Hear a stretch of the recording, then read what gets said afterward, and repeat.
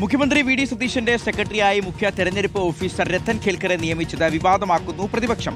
തെരഞ്ഞെടുപ്പിന്റെ വിശ്വാസ്യതയെ ചോദ്യം ചെയ്യുന്ന നടപടിയാണെന്ന കടുത്ത ആരോപണം CPIM സംസ്ഥാന സെക്രട്ടേറിയറ്റ് ഉയർത്തി.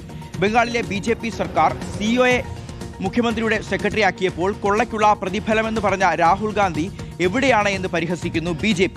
പ്രതിപക്ഷ ആരോപണത്തിന് പ്രതിരോധം തീർത്ത ആഭ്യന്തരമന്ത്രി രമേശ് ചെന്നിത്തല രംഗത്ത് വന്നു. സർക്കാരിനെതിരായ പ്രതിപക്ഷത്തിന്റെ ആദ്യ രാഷ്ട്രീയ ആരോപണമാണ് മുഖ്യമന്ത്രിയുടെ സെക്രട്ടറി ആയിട്ടുള്ള രത്തൻ കേൽക്കറുടെ വരവ്. ബംഗാളിലെ chief election commissioner Manoj Agarwal മുഖ്യമന്ത്രി സുവേന്ദു അധികാരിയുടെ സെക്രട്ടറി ആയപ്പോൾ രാഹുൽ ഗാന്ധി പറഞ്ഞ കൂടുതൽ വലിയ കള്ളത്തരം നടത്തുന്നയാൾക്ക് കൂടുതൽ വലിയ പ്രതിഫലം എന്ന വാക്ക് കടമെടുത്താണ് പ്രതിപക്ഷത്തിന്റെ ആക്രമണം. കേരളത്തിലെ നിയമനത്തിലും ഇതേ നിലപാടാണോ രാഹുൽ ഗാന്ധിക്കെന്ന് BJP നേതാവ് K. സുരേന്ദ്രൻ സാമൂഹ്യ മാധ്യമമായ Xൽ കുറിച്ചു. രത്തൻ കേൽക്കറെ നിയമിച്ച വിഷയത്തിൽ രാഹുൽ ഗാന്ധിക്ക് എന്താണ് പറയാനുള്ളതെന്ന ചോദ്യവുമായി DYFI സംസ്ഥാന സെക്രട്ടറി VK സനോജ് രംഗത്ത് വന്നു.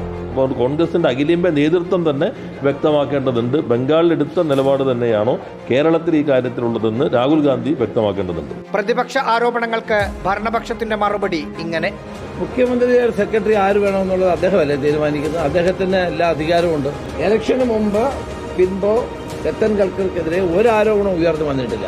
റഹീസ് റഷീദ്, റിപ്പോർട്ടർ, തിരുവനന്തപുരം.